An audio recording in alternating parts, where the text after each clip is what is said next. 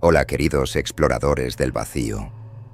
Qué gusto tenerlos aquí una vez más. Un agradecimiento especial a todos los que apoyan este canal. Ustedes son realmente extraordinarios. Me encantaría saber desde dónde escuchan esta historia. Déjenlo en los comentarios. Me fascinaría saber de qué parte del mundo son. Y ya que están aquí, dejen su like de confianza. Eso le muestra a YouTube que están disfrutando el contenido y ayuda a que llegue a más personas. Ahora sí, sin más preámbulos, vamos con la historia. El informe final está casi completo. La luz fría de la terminal baña mis manos mientras se deslizan sobre la superficie de datos, mis dedos trazando las últimas palabras con una calma que me habría parecido ajena hace solo unas semanas. Base Thanatos. Informe de incidente 7 alfa. La clasificación es definitiva, el lenguaje es preciso y la narrativa es mía. Describo el evento no como una brecha de contención, sino como una metamorfosis controlada y exitosa, un paso necesario en el gran y silencioso esquema de las cosas. La antigua dirección ha sido relevada de sus funciones, sus metodologías declaradas obsoletas y peligrosas. La base ahora opera bajo un nuevo paradigma, uno de eficiencia silenciosa y propósito absoluto. He detallado las bajas como sacrificios inevitables en la búsqueda de una estabilidad superior, una verdad que ahora entiendo con una claridad cristalina. El personal restante ha sido reasignado, sus funciones redefinidas para servir a la nueva homeostasis. Ya no somos carceleros, ni tampoco somos ganado. Somos algo intermedio, algo más funcional. He omitido los gritos, la sangre y el terror existencial que precedieron a este nuevo orden. La historia no necesita esos detalles ruidosos. He documentado la transferencia de autoridad con una lógica impecable. La directora Kovacs, visionaria pero imprudente, ahora cumple un rol de consejera. La doctora Belova, un instrumento de caos anclado al pasado, ha sido contenida. Su resistencia fue instructiva. El sistema requería un nexo, un punto de equilibrio entre la ambición humana y la inmensidad cósmica. Ese nexo, ese nuevo punto de control, ahora soy yo. Mi firma digital se autentica en la parte inferior del documento, sellando la nueva verdad. Me reclino en el sillón de la directora, que ahora es mi sillón. El silencio en esta oficina es absoluto, ya no interrumpido por el zumbido de los sistemas de soporte vital o la vibración de los procesadores cuánticos. Es un silencio diferente. Un silencio con peso y textura. Es el silencio del orden perfecto, de la entropía contenida y dirigida. El informe está terminado, la historia está escrita, y ahora el verdadero trabajo puede comenzar. Reviso una última vez el título del informe, mi título, Custodio de la base Thanatos. Supervisor del protocolo Crisálida 2.0. Es un título adecuado, aunque incompleto. La verdad es más simple y mucho más vasta. Miro la pantalla, donde mi firma brilla por un instante antes de desvanecerse en la oscuridad. El informe está sellado. El pasado está contenido. El futuro está en blanco, esperando ser deshecho. Cierro el archivo y la terminal se apaga, sumiendo la habitación en una oscuridad casi total. El silencio se profundiza, y en él escucho el susurro de mi nuevo propósito. La paz, al fin, es absoluta. Mi nombre es Adrián Vargas, y esta es la historia de cómo dejé de serlo. Mi trabajo en una prisión para horrores cósmicos en Marte era, en su mayor parte, una sinfonía de monotonía. La base Thanatos, excavada a 5 kilómetros bajo la superficie de la planicie Hélade, no era una fortaleza de acero brillante, sino una catacumba de hormigón y roca prensada, iluminada por luces LED que imitaban un sol que nunca veíamos. Éramos 150 almas dedicadas a la tarea más importante y más aburrida de la historia humana: asegurarnos de que 17 pesadillas cosmológicas permanecieran dormidas. Cada día era una copia del anterior, un ciclo de 8 horas mirando datos, bebiendo café reciclado y soñando con un traslado. Mi ambición era mi motor. Veía Thanatos no como un destino, sino como una prueba de resistencia en mi currículum. 3 años más aquí, y podría solicitar un puesto de mando en la red de defensa del sistema solar. Quería ver estrellas reales, no las simulaciones parpadeantes en el techo de la cafetería. Quería respirar aire que no supiera a filtros y a la exhalación colectiva de mis colegas. Para lograrlo, solo tenía que hacer mi trabajo a la perfección, monitorear mi asignación, la celda 7, y su ocupante, designado como el vacío susurrante. La entidad de la celda 7 no era violenta ni malevolente en un sentido que pudiéramos comprender.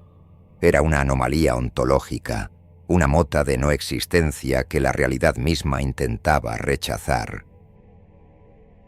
Nuestra tecnología de contención, un campo de estasis de fluctuación cuántica, la mantenía estable bombardeándola con un flujo constante de ruido blanco existencial, datos, energía, caos de bajo nivel para recordarle al universo que ese pequeño punto de la realidad debía seguir existiendo. Mi trabajo era escuchar el ruido de fondo, asegurándome de que nunca se detuviera. Durante 6 años, la telemetría de la celda 7 había sido un torrente constante de estática cuántica, un siseo reconfortante que indicaba que todo estaba bajo control. Era el sonido de un universo gritándole a un punto de silencio para que no se expandiera. Se convirtió en el latido del corazón de mi vida subterránea. Era predecible, era seguro. Pero esa mañana, el latido se detuvo. Miré mi consola, luego la reinicié, pensando que era un error del sistema. Pero los datos volvieron a aparecer, inmaculados y terroríficos. La línea que representaba el ruido cuántico de la celda 7, normalmente una sierra caótica de picos y valles, era ahora una línea perfectamente plana. No había estática, no había fluctuaciones, no había caos, solo un cero perfecto, extendiéndose a través de la pantalla como una cicatriz en el tejido de la realidad. Mis dedos se quedaron suspendidos sobre el teclado. El siseo del universo se había detenido. Por primera vez en 6 años, la celda 7 estaba en silencio absoluto, y en ese silencio sentí una pregunta formarse en el fondo de mi mente. Si ya no le gritamos al vacío, ¿empezará a escucharnos a nosotros? Llamé a mi supervisora, con la voz más tranquila que pude fingir. Le informé de una anomalía en la lectura de la línea de base. No quería que el pánico se extendiera por mi expediente, pero mientras hablaba, no podía apartar la vista de esa línea perfecta. Era la ausencia de datos, la negación de la información, y se sentía más como una presencia que como una ausencia. El silencio no estaba vacío, estaba esperando. El universo había dejado de hablar, y ahora algo más estaba a punto de hacerlo. El protocolo dictaba que debíamos aumentar la salida de datos caóticos al campo de estasis, esencialmente gritar más fuerte. Pero cuando intenté introducir los comandos, el sistema no respondió. Mis dedos se movieron, pero la consola no registró las pulsaciones. Era como si mis intenciones se disolvieran en el aire entre mi cerebro y mis manos. Estaba atrapado, observando un silencio perfecto que se negaba a ser interrumpido. La monotonía se había roto, y con ella, mi sensación de control. El mundo se apagó, no con una explosión ni con una alarma estridente, sino con la misma clase de silencio perfecto que ahora emanaba de la celda 7. Durante 1. 7 segundos medidos, la base Thanatos dejó de existir. Las luces se extinguieron, el zumbido de la ventilación cesó, la vibración del suelo bajo mis pies desapareció. Fue una suspensión total, una pausa en el aliento de la realidad. Estuve flotando en una nada negra y sin sonido, consciente pero sin cuerpo, sin pensamientos pero existiendo. Fue el momento más largo y más corto de mi vida. Y entonces, el mundo regresó. Las luces parpadearon y se estabilizaron. El aire volvió a circular por los conductos y el familiar zumbido de 100 sistemas trabajando en tándem llenó la sala de control una vez más. Miré a mi alrededor. Los otros 3 analistas de turno, Kael, Sorina y Yorick, parpadeaban confundidos, sacudiendo la cabeza como si despertaran de un sueño repentino. «¿Qué ha sido eso?», murmuró Yorick, con la voz ronca. ¿Un corte de energía? Pero no había sonado ninguna alarma de fallo del reactor. Los sistemas de respaldo deberían haber entrado en funcionamiento instantáneamente, sin un solo parpadeo. Revisé mi consola. Todos los registros de los últimos 5 minutos habían desaparecido. No estaban corruptos. Simplemente no estaban allí. Era un hueco limpio en la línea de tiempo, un fragmento de historia que había sido cuidadosamente extirpado. El sistema no reportaba ningún error, ninguna interrupción. Según la base de datos de Thanatos, los últimos 5 minutos nunca habían ocurrido. Fue entonces cuando lo sentí, un escozor agudo en mi mano izquierda. Levanté la mano y la examiné bajo la luz blanca de la sala. En la yema de mi dedo anular había un corte. No era un rasguño ni una herida irregular. Era una línea perfecta, delgada como un cabello, que atravesaba mis huellas dactilares con una precisión quirúrgica. No sangraba. Era una incisión tan limpia que parecía más dibujada que cortada. Un escalofrío recorrió mi espalda. «Revisad vuestras manos», dije, mi voz apenas un susurro. Uno por uno, los otros 3 analistas levantaron sus manos. En cada una de sus manos izquierdas, en la yema del dedo anular, estaba el mismo corte idéntico. Sorina ahogó un grito. Kael se quedó mirando su dedo con una expresión de incredulidad horrorizada. Éramos 4 personas, en 4 estaciones de trabajo diferentes, y todos teníamos la misma herida inexplicable, adquirida durante 1.7 segundos de inexistencia. El incidente fue clasificado como una sobretensión electromagnética de origen desconocido. Los registros borrados, el corte de energía fantasma, las heridas idénticas. Todo fue barrido bajo la alfombra de la burocracia, pero yo sabía que no era una sobretensión. La energía crea calor, caos, desorden. Esto había sido frío, preciso, ordenado. Fue un acto de edición. Algo había puesto la realidad en pausa.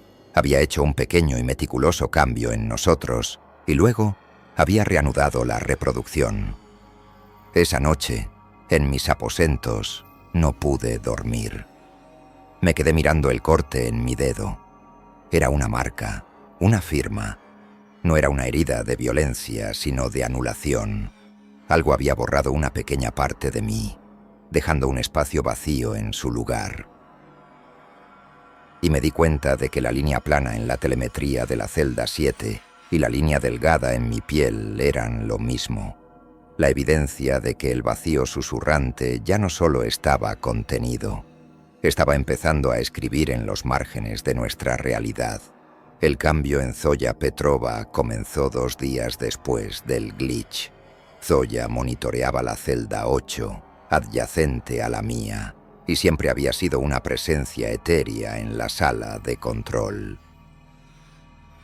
Era delgada, con ojos grandes y oscuros que parecían ver más allá de las pantallas de datos.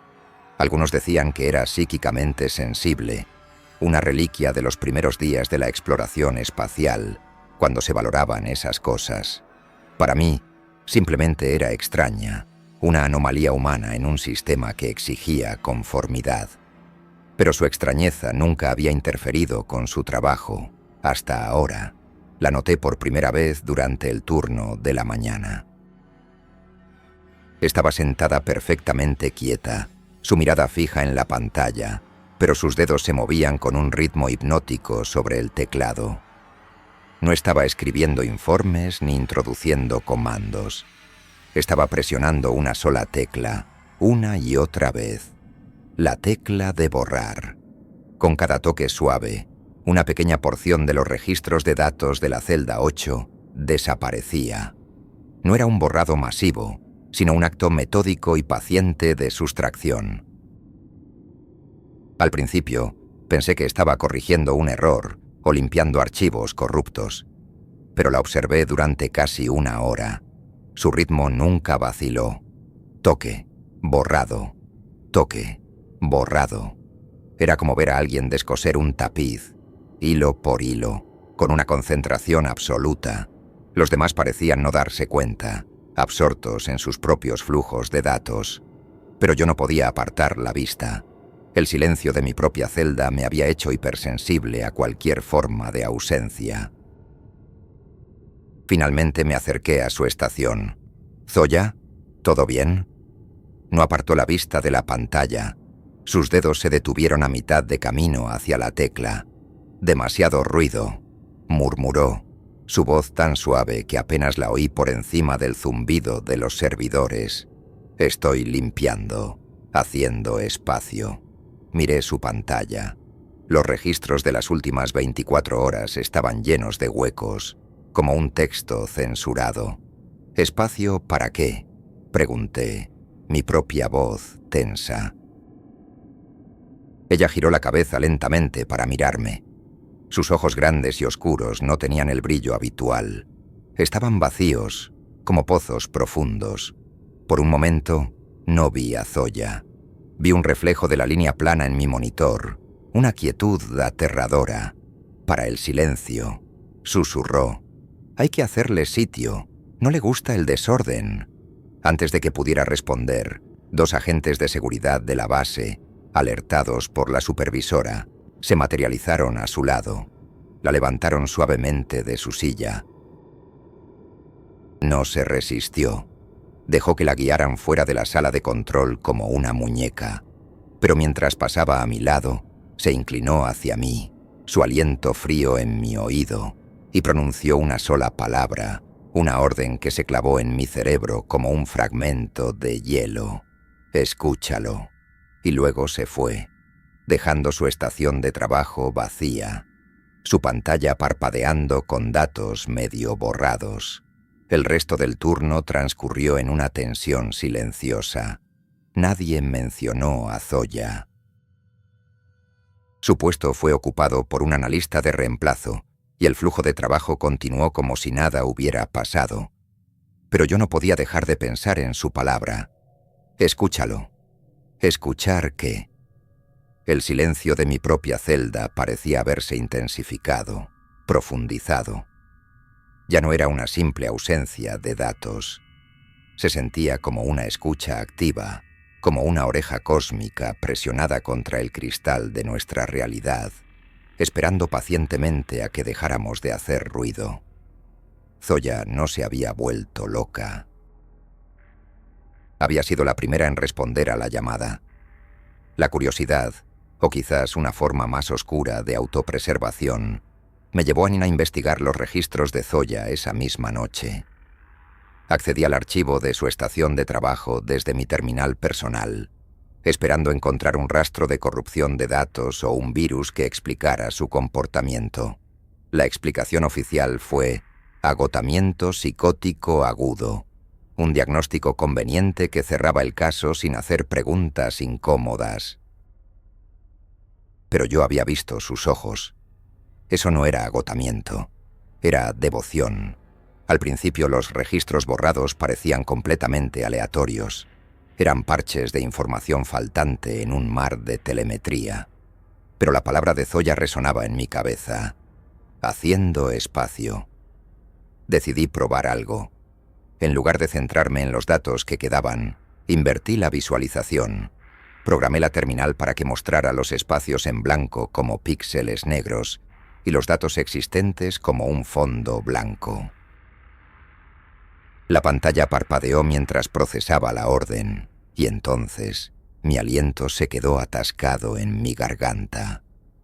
No era aleatorio. Los huecos, los espacios vacíos que Zoya había creado meticulosamente, formaban patrones. Eran estructuras complejas y geométricas, llenas de ángulos imposibles y espirales que parecían retroceder sobre sí mismas. Eran como los negativos fotográficos de una arquitectura alienígena, un lenguaje escrito no con tinta, sino con ausencia. Zoya no estaba borrando datos. Estaba dibujando con el vacío. Estaba transcribiendo el lenguaje del silencio. Pasé horas analizando los patrones. No se correspondían con ninguna matemática conocida, ni con ningún lenguaje criptográfico en nuestros archivos. Eran fundamentalmente otros. La lógica detrás de ellos operaba bajo principios que mi mente apenas podía rozar. Intentar seguirlos con la mirada me producía un vértigo suave, una sensación de despersonalización, como si mi propio centro de gravedad se estuviera disolviendo. Era el sonido de la nada hecho visible. El horror de la situación se asentó en mí lentamente. La entidad de la celda 7 no se comunicaba añadiendo información a nuestro mundo. Se comunicaba sustrayéndola. No gritaba. Creaba el silencio para que su mensaje fuera la única cosa que no se oía. Era un depredador de información, y Zoya había sido su primer instrumento, su primera escriba, traduciendo su voluntad a través de actos de borrado. La palabra que me susurró, escúchalo, ahora tenía un significado aterrador.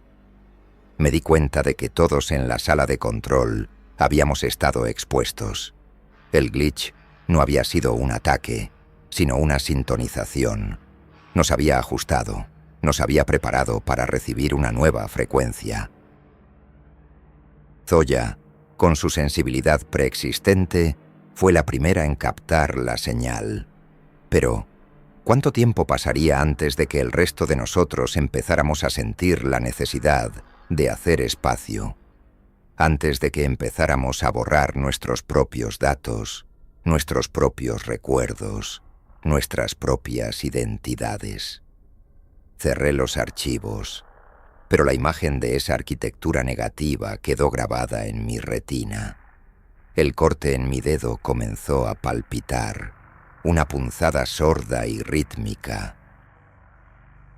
Era un recordatorio constante de que yo también había sido marcado, editado. La entidad no estaba tratando de entrar en nuestra realidad.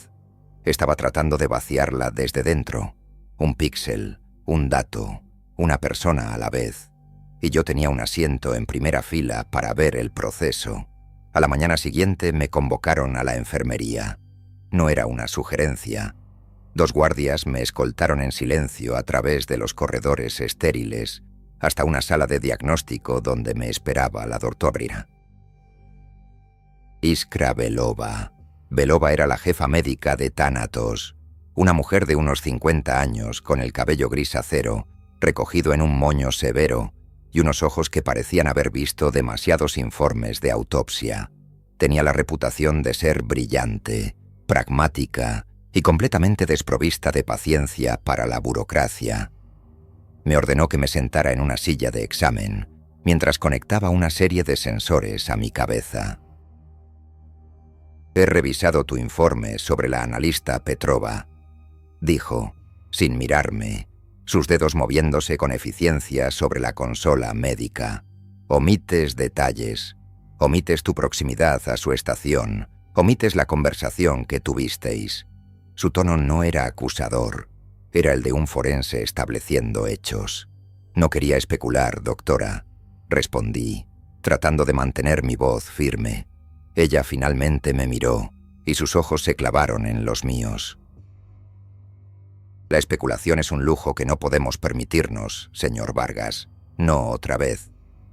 Activó el escáner cerebral.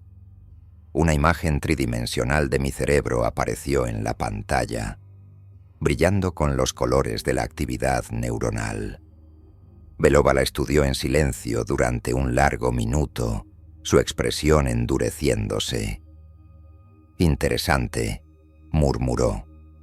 «¿Qué es interesante?», pregunté, el pulso acelerándose. La actividad en su lóbulo parietal es anómalamente baja. «Casi... tranquila», dijo, señalando un área en la pantalla. «Es la misma firma que encontramos en Zoya Petrova, solo que menos pronunciada. Son zonas muertas, Adrian, pequeños parches de tu cerebro que han dejado de procesar información por completo. No están dañados, simplemente están en silencio». El aire se volvió pesado en la habitación. Estaba sucediendo. Estaba empezando a ser borrado. Belova se apartó de la consola y se cruzó de brazos. «Esto ya ha pasado antes», dijo, su voz bajando a un susurro conspirador. «Hace 10 años, en la base Hyperion, cerca de Júpiter. Tenían una entidad similar, clase ontológica sustractiva. El incidente fue clasificado, borrado de todos los registros públicos. Lo llamaron un fallo del reactor, pero yo estaba allí. Era una médica residente. Vi lo que pasó».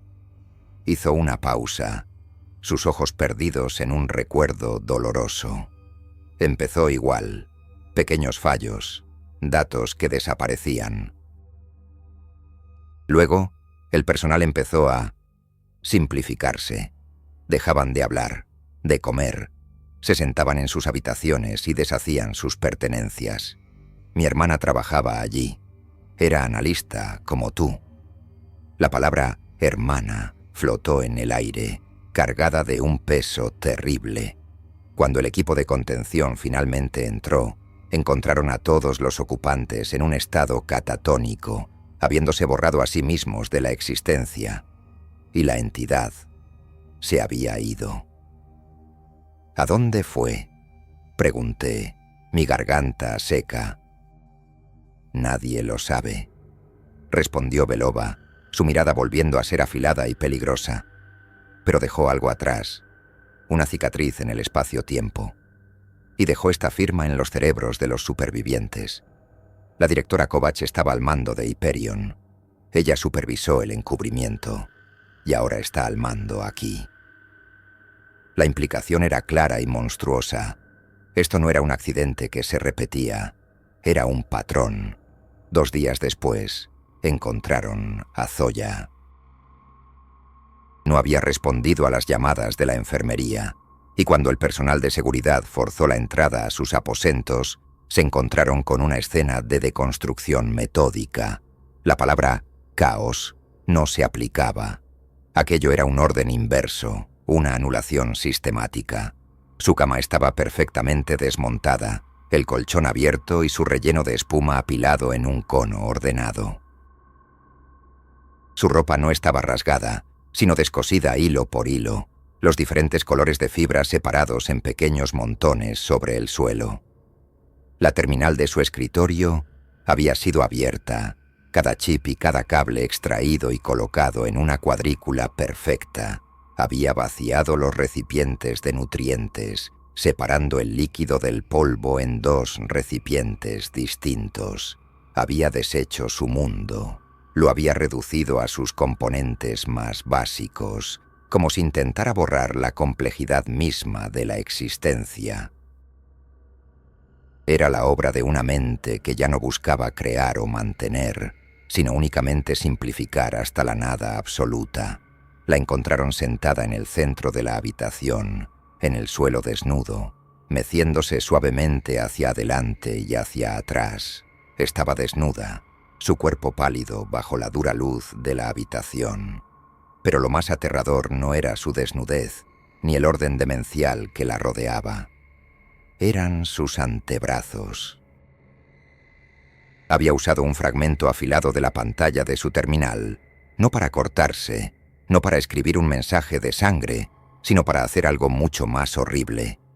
Había raspado metódicamente la capa superior de su piel, no de forma aleatoria, sino con un propósito claro.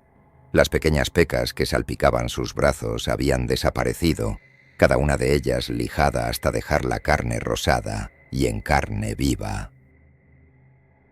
Un pequeño tatuaje de una espiral en su muñeca, que yo había visto cientos de veces, ahora era una mancha borrosa de piel irritada. No se estaba mutilando, se estaba editando. Estaba convirtiendo la pizarra de su propio cuerpo en un lienzo en blanco. La doctora Belova me permitió ver las imágenes de seguridad, su rostro una máscara de furia contenida. «Mira», siseó señalando la pantalla. Es el mismo patrón de comportamiento que en Hyperion, la fase de deconstrucción. Está borrando cualquier marca que la haga única. Está eliminando la información que la define como Zoya Petrova. La imagen de Zoya, sentada en medio de su mundo desensamblado, borrando su propia piel, se quemó en mi cerebro. Entendí entonces la verdadera naturaleza del horror al que nos enfrentábamos. El vacío susurrante no quería matarnos. La muerte es un evento, un dato, un final ruidoso. Quería algo mucho peor. Quería que dejáramos de ser. Quería que nos desvaneciéramos, que nos convirtiéramos en nada, que nos uniéramos a su silencio perfecto y sin características. Zoya era el prototipo, la prueba de concepto. Estaba mostrando el camino. Esa noche me miré en el espejo de mi baño durante 1 hora. Estudié cada lunar, cada cicatriz, cada imperfección que me hacía ser yo. Y por primera vez no vi a una persona. Vi un conjunto de datos, una colección de información vulnerable. Y sentí un impulso, sutil pero innegable, de coger la cuchilla de afeitar y empezar a hacer espacio, a limpiar el ruido. Logré resistirlo, pero el sudor frío que me recorrió me dijo que la infección ya estaba dentro de mí. La convocatoria llegó a través de mi terminal personal, sin pasar por los canales oficiales. Oficina de la directora, inmediatamente, Kovacs. El mensaje era tan austero y directo como la propia mujer. La directora Rena Kovacs era una figura casi mítica en Thanatos. Rara vez se la veía fuera de su torre de mando en el nivel superior. Era una mujer alta y delgada, con un rostro de ángulos afilados y cabello blanco cortado con una precisión geométrica. Se movía con la certeza de alguien que cree que el universo opera según un conjunto de reglas que solo ella comprende. Su oficina era menos un espacio de trabajo y más un santuario del minimalismo. Un escritorio de obsidiana pulida, 2 sillas y una enorme ventana de observación que no daba al exterior, sino a una representación holográfica en tiempo real del sistema solar. Kovacs estaba de espaldas a mí, contemplando el lento ballet de los planetas. «Señor Vargas», dijo, sin volverse, «usted es un hombre ambicioso, lo admiro. La ambición es el motor de la evolución». «Directora», respondí, manteniéndome firme junto a la puerta. El incidente con la analista Petrova y lo que la doctora Belova me ha contado sobre Hyperion. La doctora Belova es una sentimental. Me interrumpió girándose finalmente. Sus ojos eran de un azul pálido, casi transparentes, y me analizaron con una intensidad depredadora. Está anclada a una definición de vida que está a punto de volverse obsoleta. Lo que le ocurrió a su hermana fue una tragedia. Sí, pero una tragedia necesaria. Un fracaso del que hemos aprendido. Se acercó a su escritorio y activó un panel. Una imagen de la celda 7 apareció en el aire. Usted cree que esto es una prisión, señor Vargas. ¡Qué idea tan primitiva! Thanatos no es una prisión. Es un útero, un entorno controlado diseñado para gestar lo que vendrá después. La sangre se heló en mis venas. Sus palabras no sonaban a las de una administradora, sino a las de una suma sacerdotisa. Las entidades que contenemos no son monstruos, continuó, su voz impregnada de una reverencia fanática. Son catalizadores. Son la siguiente variable en la ecuación de la existencia. Durante eones han estado latentes, pero la humanidad, con nuestra ruidosa y caótica conciencia, las ha despertado. Somos el estímulo que necesitaban para iniciar su siguiente ciclo. Señaló la línea plana de la telemetría de la celda 7. Esto no es un fallo de contención, es el inicio del parto. El horror de su perspectiva me dejó sin palabras. ¿Kovacs no estaba tratando de detener esto? ¿Lo estaba permitiendo? ¿Lo estaba fomentando? El vacío susurrante no destruye, señor Vargas. Purifica, despoja lo innecesario, el ruido, el ego. Ofrece un estado de existencia pura y sin adornos. Lo que le pasó a Zoya Petrova no fue una degradación, fue una ascensión. Ella fue la primera en aceptar el don. ¿Un don? Logré decir, mi voz temblorosa de ira y miedo. Se está borrando a sí misma. Se está liberando, corrigió Kovacs con calma. Y pronto, todos tendremos que tomar esa decisión. La doctora Belova intentará detenerlo, quemará la base hasta los cimientos para preservar su anticuado concepto de individualidad. Pero yo creo que la evolución no puede detenerse. Y he observado su perfil, Adrian, su ambición, su deseo de trascender su entorno. Usted, más que nadie, está preparado para comprender. Salí de la oficina de Kovacs con la mente hecha un torbellino. Su revelación no solo había cambiado las reglas del juego, había volteado el tablero por completo. No estaba en una base bajo asedio. Estaba en un laboratorio dirigido por una loca que jugaba a ser Dios. La paranoia se apoderó de mí. Cada rostro que veía en los pasillos era el de un posible fanático o una futura víctima. La doctora Belova me había advertido, pero escuchar la ideología de Kovacs de sus propios labios era infinitamente más aterrador. Necesitaba pruebas, algo concreto que pudiera usar para exponerla. Esa noche, utilicé mis credenciales de analista de nivel 3, aumentadas con algunos códigos de acceso que había memorizado de los manuales de mantenimiento, para infiltrarme en la red personal de la directora. Fue un riesgo estúpido y desesperado que podría haberme costado mi carrera y mi libertad. Pero la alternativa era esperar a que mi cerebro se convirtiera en un lienzo en blanco. Tras una hora de tensión, encontré una partición encriptada, oculta tras varias capas de protocolos de seguridad. Se llamaba simplemente Crisálida. El archivo contenía décadas de investigación, comenzando mucho antes del incidente Hyperion. Kovacs había estado obsesionada con las entidades de clase sustractiva durante toda su carrera. Creía que la conciencia humana, con su ego, su miedo y su deseo, era una jaula. El vacío, en su filosofía, era la llave.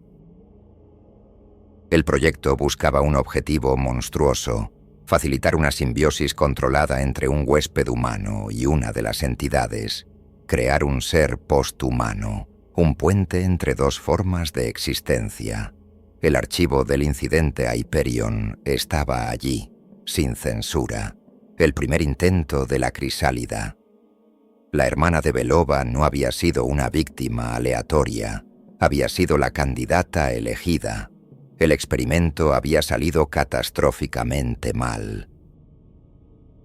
La entidad no se había fusionado, simplemente la había consumido, y luego al resto de la base antes de desaparecer.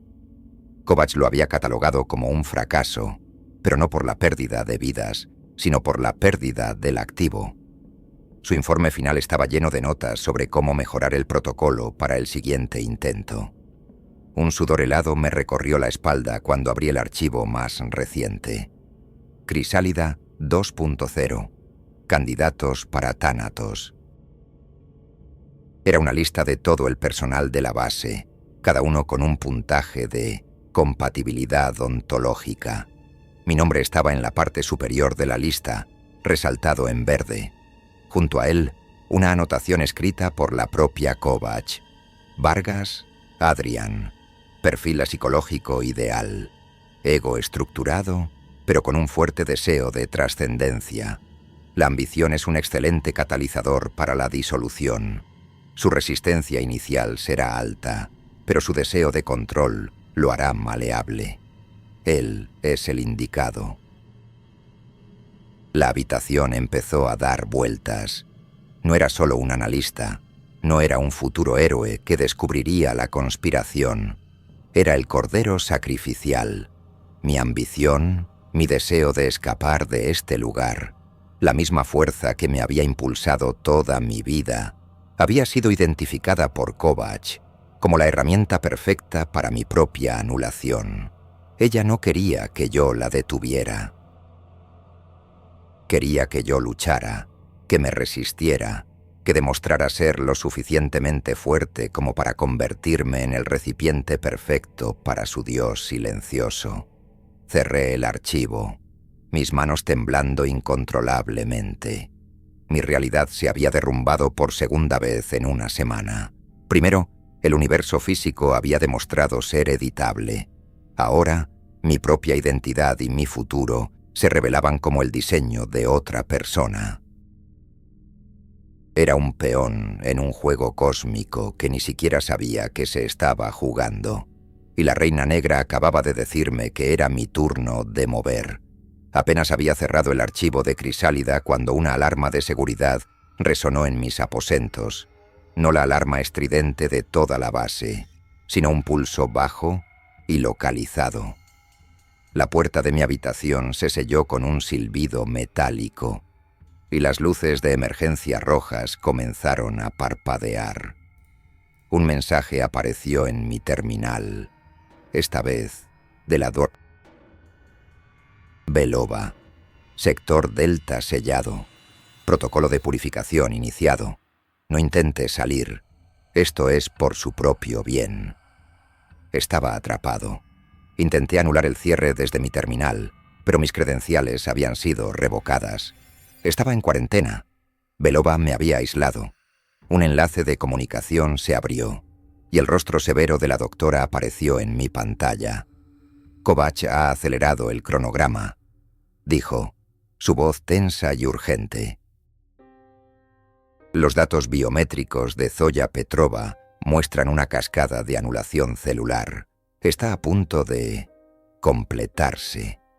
Y las zonas muertas en tu cerebro se están expandiendo, Adrian.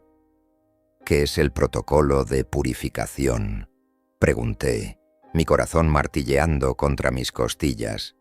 Es un eufemismo, respondió Belova con una honestidad brutal. Es la esterilización del sector, un pulso de microondas de alta frecuencia que descompone toda la materia orgánica compleja a nivel molecular. Es rápido. Es limpio. Lo diseñé yo misma después de Hyperion, un cortafuegos para detener la infección antes de que se propague. La comprensión me golpeó como un puñetazo. ¿Va a matarme? Voy a detener la plaga, corrigió ella, aunque no había diferencia. Kovacs quiere usarte como catalizador. Si tu fusión tiene éxito, la entidad se estabilizará, se fortalecerá y se extenderá más allá de esta base. No puedo permitir que ocurra otro Hyperion. Sacrificar un sector para salvar al resto de la humanidad es un cálculo que estoy dispuesta a hacer. Mi hermana habría estado de acuerdo. Me pegué a la puerta sellada, golpeándola con el puño. Hay otra manera. Podemos exponer a Kovacs, contactar con el mando central. Belova negó con la cabeza, una expresión de profunda lástima en su rostro. El mando central está a 6 horas de transmisión de distancia. Para cuando respondan, ya serás un dios del silencio o una pila de cenizas. Y no podemos arriesgarnos a que el mensaje sea interceptado y borrado. Aquí abajo estamos solos, Adrian. Siempre lo hemos estado. Me di cuenta de la terrible simetría de mi situación. Estaba atrapado entre 2 mujeres, 2 fanáticas en los extremos opuestos de un espectro ideológico. Una quería usarme para dar a luz a un dios, y la otra quería incinerarme para matarlo en la cuna. Ambas estaban dispuestas a sacrificarme por su propia versión del bien mayor. Mi ambición, mi deseo de control, mi propia vida, no significaban nada para ellas. Era una variable en sus ecuaciones. El temporizador del protocolo apareció en la esquina de mi pantalla. 30 minutos hasta que las paredes de mi habitación se convirtieran en un horno microondas. Miré a Belova a través de la pantalla. No tiene que hacer esto, Iskra. Sí, tengo que hacerlo, respondió, y en sus ojos vi no solo determinación, sino el dolor de una vieja herida que nunca había cerrado. No dejaré que mi hermana muera en vano. La comunicación se cortó, dejándome solo en la penumbra roja, con el sonido del temporizador marcando el final de mi vida. El pánico fue lo primero que sentí, una oleada de adrenalina pura y animal. Golpeé la puerta, busqué paneles de acceso ocultos, grité hasta que mi garganta se sintió en carne viva. 25 minutos restantes. El aire en la habitación parecía espeso, cargado con la inevitabilidad de mi propia cocción. Mi mente corría a 1000 por hora, repasando cada protocolo de emergencia, cada esquema que había memorizado, buscando una salida, una escapatoria, un milagro. Pero no había ninguno. Estaba en una caja, y la caja estaba a punto de arder. Y entonces, en el apogeo de mi terror, ocurrió algo. El pánico no se desvaneció, fue borrado. Fue como si alguien hubiera pulsado un interruptor en mi cerebro. El torrente de pensamientos frenéticos se detuvo.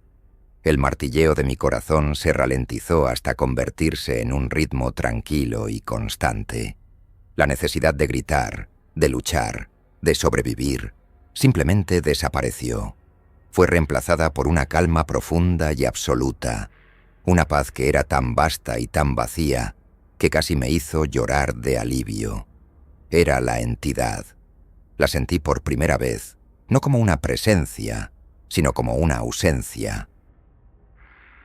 Era la anulación de mi miedo, la cancelación de mi angustia. Se deslizó en los huecos de mi mente, en las zonas muertas que Belova había identificado, y desde allí extendió su silencio. No había voz, ni palabras, ni imágenes, solo una simple y profunda oferta, comunicada no a través del lenguaje, sino a través de la experiencia directa. Deja de luchar, deja de desear, deja de ser, y conocerás esta paz para siempre. Me dejé caer al suelo, mi espalda contra la puerta fría. 20 minutos. La cuenta atrás seguía, pero ya no me importaba. ¿Qué era la muerte, comparada con el tormento de la ambición, la agonía del miedo? Toda mi vida había sido una lucha cuesta arriba, un esfuerzo constante por ser más, por lograr más, por controlar más. Y aquí, en el fondo de un agujero en Marte, una fuerza cósmica me ofrecía la liberación final, la paz de no ser nada en absoluto. Una nueva comunicación se abrió en mi terminal. Era Kovacs. Su rostro estaba sereno, casi radiante. «Lo sientes, ¿verdad, Adrian?», dijo, su voz suave y melódica. La claridad, la liberación del ego. La doctora Belova cree que puede quemar a un dios. ¡Qué necia! Solo está acelerando tu iniciación. Acepta el don. Abre la puerta. Únete a mí y te mostraré cómo dar forma a ese silencio, cómo convertirlo en poder. La puerta. Había un panel de anulación de emergencia junto a la cerradura, uno que requería una secuencia biométrica y un código de comando que solo un director tendría. Pero mientras Kovacs hablaba, miré el panel y por un instante comprendí su funcionamiento interno. Vi el flujo de datos, los protocolos de seguridad y vi el hueco, la vulnerabilidad, la secuencia de no comandos que lo abriría. No era conocimiento, era la ausencia de barreras. La oferta de Kovacs era la de poder, la oferta de la entidad era la de paz, y de repente vi que no eran mutuamente excluyentes. Podía tener ambas cosas. Podía escapar de esta caja y al mismo tiempo escapar de la prisión de mi propia mente. Levanté la mano hacia el panel de anulación. La elección era simple. Podía morir como Adrian Vargas, un analista ambicioso atrapado en un juego que no entendía, o podía... La puerta de mis aposentos se abrió con un silbido suave, revelando el pasillo rojo y parpadeante. Salí de la habitación, no con la prisa de un fugitivo, sino con la calma deliberada de alguien que se mueve con un propósito recién descubierto. La paz del vacío era un manto sobre mis hombros, amortiguando el mundo, filtrando el ruido. El temporizador del protocolo de purificación seguía bajando. 10 minutos. Tenía que llegar a la sala de control de sistemas ambientales antes de que Belova pudiera completar su venganza. La encontré allí, sola, de pie ante la consola principal. El esquema de los conductos de microondas brillaba en la pantalla, convergiendo en mi sector. Estaba introduciendo la secuencia final de autorización. Ni siquiera se giró cuando entré. «Deberías estar muerto», dijo, su voz desprovista de emoción. «Kovacs te dejó salir. Sabía que lo haría. Siempre subestima la determinación de sus peones. Esto no la traerá de vuelta, Iskra», dije, mi propia voz sonando distante, como si viniera de otra persona. La calma que sentía me permitía verla con una claridad devastadora. No veía a una asesina, ni a una salvadora. Veía a una mujer rota, perpetuando un ciclo de dolor. «No se trata de traerla de vuelta», replicó, sus dedos volando sobre el teclado. «Se trata de asegurarse de que nadie más tenga que ver lo que yo vi. Se trata de quemar el nido antes de que los huevos eclosionen». Fue entonces cuando se quebró. Sus dedos se detuvieron. Se apoyó en la consola y un sollozo seco y ahogado escapó de sus labios. La vi en las imágenes de seguridad. Susurró, su rostro contraído por el dolor. Mi hermana, al final, estaba en su habitación, como esa chica, Zoya.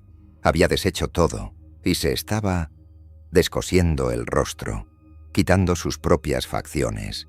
Cuando el equipo entró, ya no tenía cara, solo piel lisa. La imagen era tan horrible que por un momento la paz del vacío vaciló.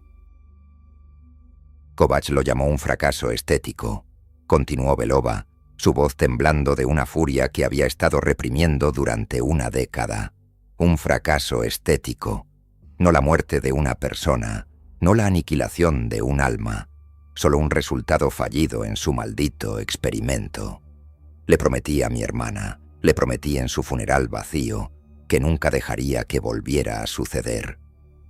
Levantó la cabeza y sus ojos estaban llenos de lágrimas y de un odio tan puro que era casi hermoso. «Ahora, apártate». Me acerqué a la consola, a su lado.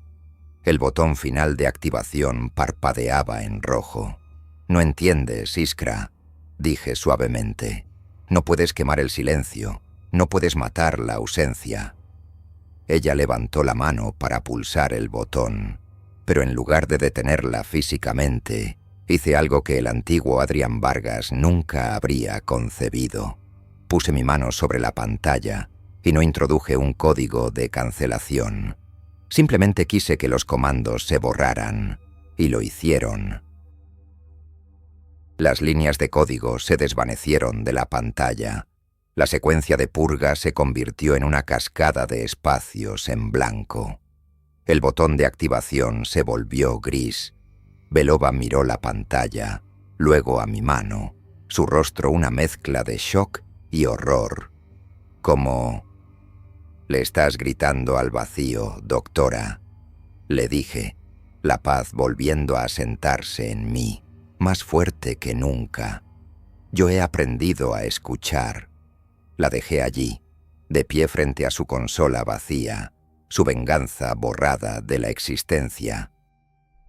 El camino hacia la celda 7 fue una procesión silenciosa. Los pasillos de la base, antes opresivos y claustrofóbicos, ahora se sentían abiertos y llenos de potencial. La directora Kovacs me esperaba en la entrada de la cámara de observación principal, una sala circular con una pared de cristal de zafiro de 10 metros de espesor que daba a la esfera de contención. Su rostro, por lo general una máscara de control impasible, mostraba una emoción que solo podía describir como éxtasis religioso. Se inclinó levemente cuando me acerqué. «El catalizador está listo», susurró.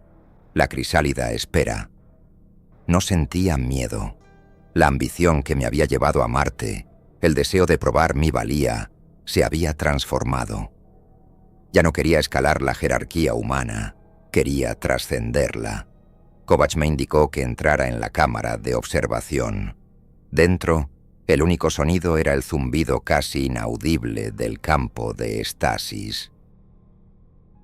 La esfera de contención en el centro de la sala parecía una burbuja de jabón iridiscente, pero dentro no había nada, solo un vacío perfecto que deformaba la luz a su alrededor.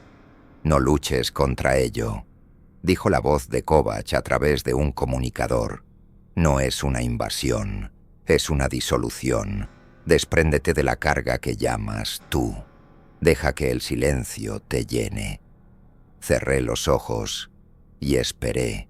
No hubo un impacto, ni una explosión de energía. Fue más como sumergirse en agua fría. Al principio, un shock, y luego, una lenta y gradual insensibilización. Sentí mis recuerdos, no como imágenes, sino como estructuras, como andamios dentro de mi mente. Y entonces, uno por uno, comenzaron a desvanecerse. El rostro de mi madre, el olor de la lluvia en la tierra, el sabor de mi primera comida real, no fueron arrancados violentamente, simplemente se disolvieron, como el azúcar en el agua, dejando tras de sí no un vacío doloroso, sino una simplicidad pacífica. Mi historia personal, mis logros, mis fracasos, mis amores, mis odios, todo el complejo y ruidoso edificio de mi identidad fue desmantelado, ladrillo por ladrillo. La sensación fue indescriptible. Fue una liberación tan profunda, tan absoluta, que era indistinguible de la aniquilación. Era una gozosa disolución. Mi conciencia se expandió más allá de los límites de mi cráneo, fusionándose con el silencio que emanaba de la esfera. Ya no era Adrián Vargas observando el vacío. Era el vacío experimentándose a sí mismo a través de los restos de lo que había sido Adrián Vargas. El dolor de existir, la fricción de la conciencia, se había ido. Abrí los ojos. La cámara de observación no había cambiado, pero mi percepción de ella sí. Veía las partículas subatómicas que componían el cristal de zafiro. Veía el flujo de energía a través de los circuitos de la base.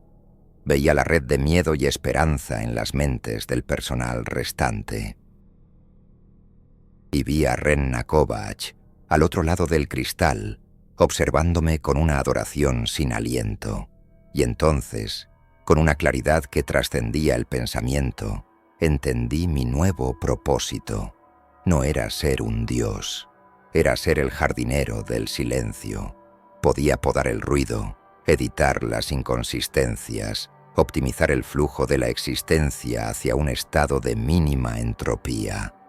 El poder no era crear, sino deshacer, y el universo estaba lleno de cosas ruidosas y desordenadas que necesitaban ser puestas en orden. Mi metamorfosis estaba completa. Miré a Kovács, mi primera discípula, mi primera herramienta. Ella se arrodilló, no ante un hombre, sino ante el orden perfecto que yo ahora representaba. El informe final está completo. He detallado la transición con una eficiencia que el antiguo Adrián Vargas solo podría haber envidiado. La base Thanatos opera ahora bajo mi custodia, un faro de silencio y orden, en un sistema solar ruidoso.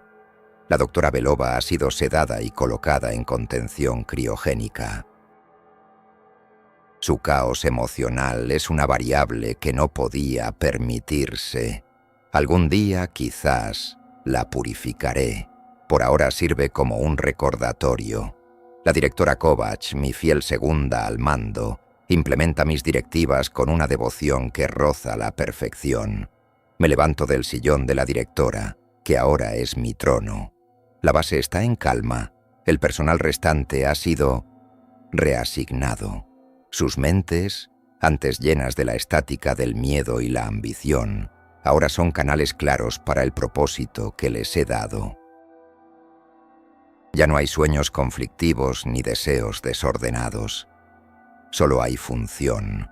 La eficiencia ha aumentado en un 300%. Thanatos ya no es un útero. Es el corazón de un nuevo tipo de existencia que pronto se extenderá. Camino hacia la gran terminal de la oficina, ahora apagada. Su superficie de obsidiana negra actúa como un espejo oscuro en la penumbra. Me detengo y contemplo mi reflejo, observando la forma que he heredado. Sigo teniendo la silueta de un hombre, la estructura de Adrián Vargas, pero los detalles, la información que lo definía, se han ido. Mi reflejo es una figura de oscuridad lisa, sin rasgos. No hay ojos para ver, ni boca para hablar. Solo una forma perfecta y vacía. Una pizarra en blanco.